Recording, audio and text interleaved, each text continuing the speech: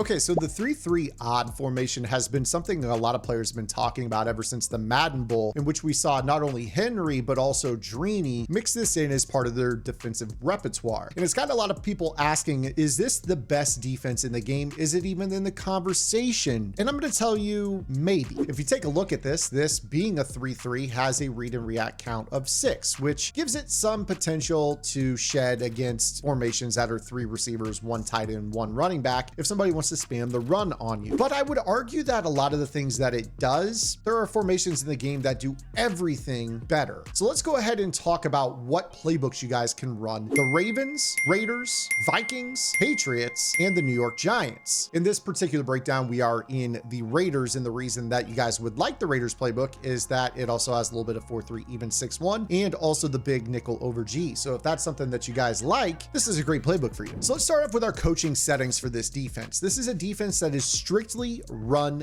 flipped, which means that from a coaching standpoint, you have to turn your auto flip off. That's kind of the first ding as it pertains this formation. Now I'm going to give you my specific adjustments that I would recommend using for this. This may differ from other content creators that you see out here. And I would argue that these are better adjustments that you're going to use in terms of our other coaching settings. And most importantly, the package that we're going to use. Okay. So what we're going to do is we're going to go to our auto alignment and we're going to set this to man aligned. Because we are running this defense constantly flipped, you want to make sure that the nickel corner is not always on the left of screen. If that trip side is to the right, you want the man aligned to send that guy over there. Now, there are some drawbacks to this, but we'll cover those in this video as well. Option defense, I'm big on conservative. You always want to keep the quarterback in contain, play the running back as your react with the rest of the defense. In terms of the rest of this, zone drops are your own settings, whatever you're comfortable with, but I'm big on 30 and 5 within my individual defense. I'm going to translate those over to this particular defense. And then I also like to run match coverage on. There are ways to go back and forth between match and zone drops. If you guys want to learn more about that, you guys can dig further here on the channel, or you guys can head over to gridirongameplans.gg where I have everything explained in my big nickel over G game plan, which some of that stuff is going to be broken down here out of the 3-3 odd. Now, before we get into what package we're going to be utilizing here, let's talk about our AP setup. For our 2 linebackers in this, you want a lurk artist linebacker. So for me, I've already got Fred Warner. I've got Chuck Howley. Both of those players are going to have the lurk artist ability. If you guys are running this particular defense, most players are going to use the right of screen linebacker. So make sure that you guys are subbing the players that you want in these spots specifically. So I'm going to make sure that I sub our Chuck Howley at right, and then you're going to have Fred Warner as our A-gap blitzer on the left. The nickel corner in this defense, I'm big on having Kevin Byard. I like his universal coverage. A lot of players say he's too slow. You guys are going to like the way I run him in this defense, okay? Then on the outside, we're going to have our 2 outside corners. You're going to want to make sure that you have pick artist, probably mid-zone KO on these players as well. And then up top at safety, I'd like to have deep zone and mid-zone. So I've got Jair Brown and Derwin James. Now that we have our players in position, I want to go ahead and utilize a package, which is going to be the free safety inside package. This is what we traditionally call our 3 safety rule, which basically activates the safeties up top to have outside third adjustments. This is going to be really, really key as it pertains running this breakdown. Okay. Now what we're going to do is we're going to set our audibles. I am very, very big on setting as much match coverage as possible within my audibles. This is also great if you guys are running any type of zone drops, because you can audible quickly into a cover 4 match. But that's kind of our first part. We don't really have a lot to call on as it pertains matching in this particular formation. In fact, when it comes to cover 4, they've only got a cover 4 drop. So we'll have to make do with that.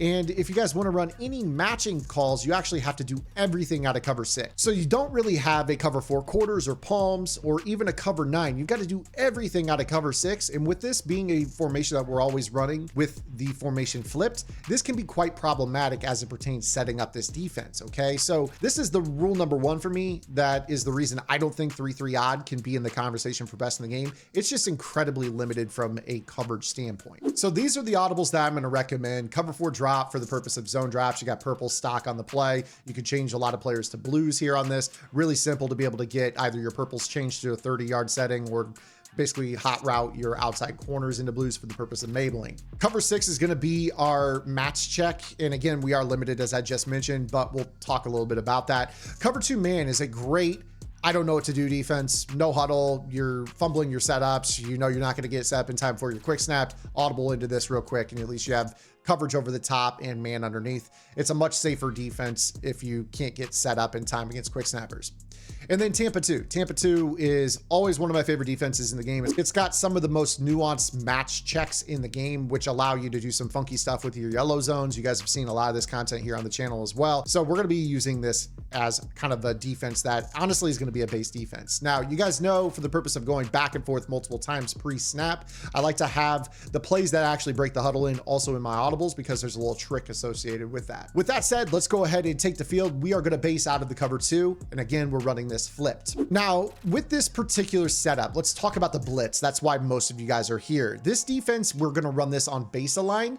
But again, keeping in mind here when you guys are running this here, with this particular breakdown, sometimes the nickel corner will go over to the left or the right based off of your man align settings.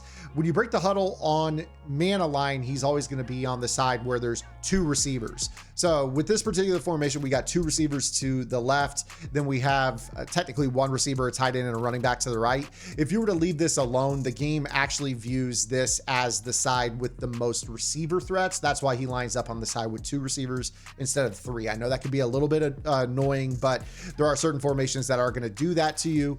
And if you guys want to deal with that, just make sure that you guys are kind of paying attention to what side that nickel corner is on. Against bunch and trips formations, he's always going to align to that side. So you're going to be good to go. So now that we got this out of the way, we are going to pinch our defensive line inside, and then we are going to blitz the left of screen off ball linebacker.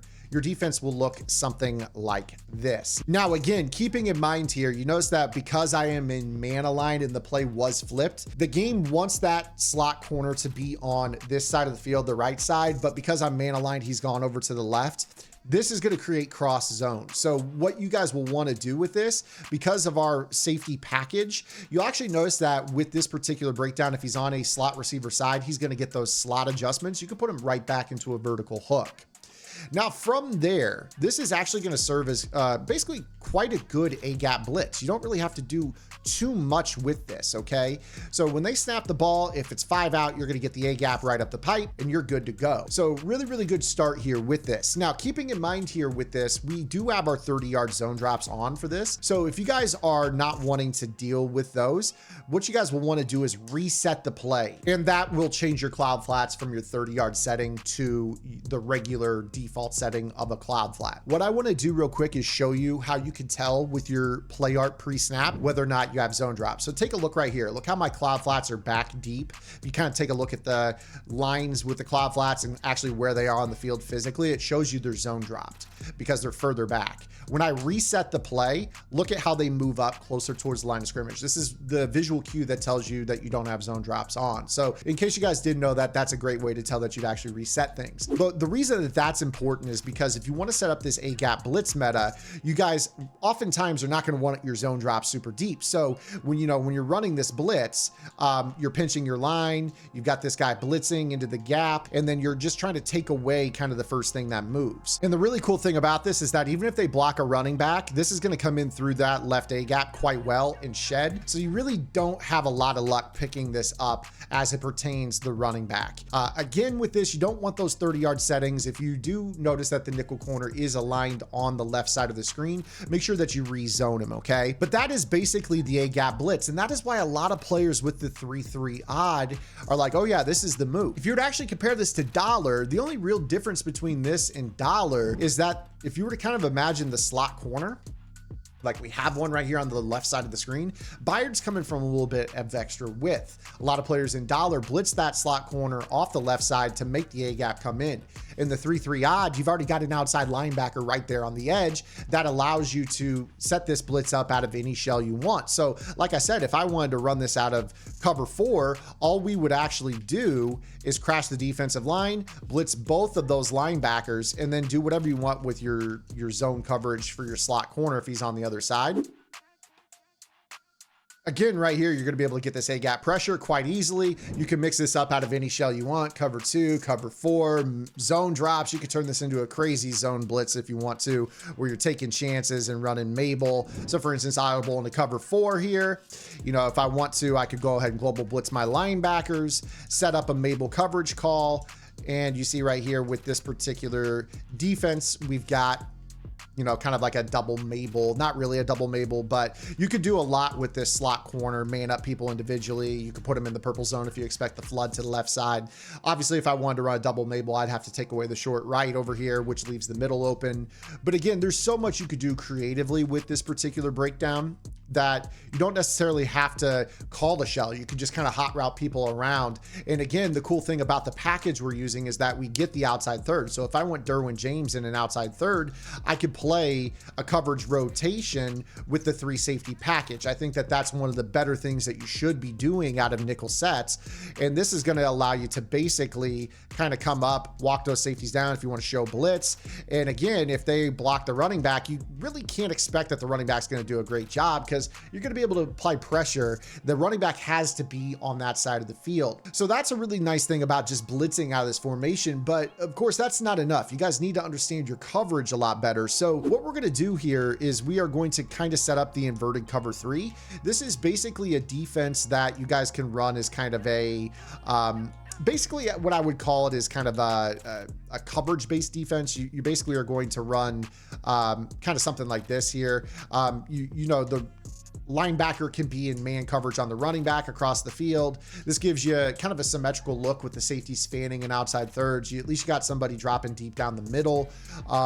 And this is going to allow you to kind of have just a decent base rush. Now with this, you want to make sure if you're only rushing 3 that you blitz your user and you have the green bars over their head. That's the only way to get a 3-man rush to shed. So you see right here, I can kind of play this inverted cover 3, and then eventually these guys will come in. Now, again, I have an amazing offensive line. I showed you guys how to have infinite time in the pocket just last week, so don't worry too much about my offensive line holding up on this. Again, this is very, very key that you guys are going to want to make sure to, you know, be able to blitz your user on this and keep a rush count of 4. You have a rush count of 4, you're going to be in a much better spot. Okay. So, again, here with this, you can do kind of whatever you want. You could create some hybrid coverages. Here's a Mabel to the left with the slot manned up. I'm still rushing 3, my users blitzed. This should allow for sheds to eventually occur. You see that we're able to get off the blocks. If I don't blitz my user, then they're not going to shed at all. But you kind of notice the thing about this, the 3-man rush out of this formation, really not that good. I know my offensive line is really good, as I just mentioned, but the pass rush in this from a base rush standpoint is nothing to write home about either. So we've already kind of put a ding against the coverage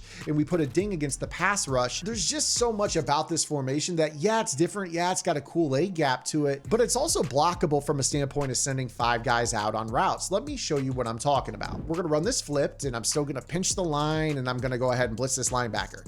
If you ever see this defense, all you have to do is slide protect left and make sure the ID, the mic, is on the left of screen linebacker. If you do this, this will send the center over there and it gives you a perfect pocket. Now, again, sheds can still occur, but this is very blockable in ways that other A gaps in the game aren't, namely the big nickel over G. So this is a good defense. It's a different defense, but I think it's playing more towards people being unfamiliar with it than it is being one of the best base defenses in the game. Now, I didn't just spend a ton of time giving you all this coach settings and all kinds of audibles and all that, because I think it's a terrible defense. If this is something that kind of piques your interest, you should definitely run it. It can be valuable to you. I just think that from a standpoint of it being a limited base rush with 3 and then the coverage stuff, I think you would be far better running big nickel over G flipped than you would be running the 3-3 odd. And that's kind of the beauty of the Raiders playbook, is that you have both, which brings me to my final point. If you guys want a defense that is complete, it's got all the coverage, it's got arguably the best base rush in the game, so that way you can rush 3 and shed quickly. The over G is where you go, and then you can mix in the 3-3 odd. And you guys can find my entire big nickel over G on Gridiron game plans in my Kansas City Chiefs defense.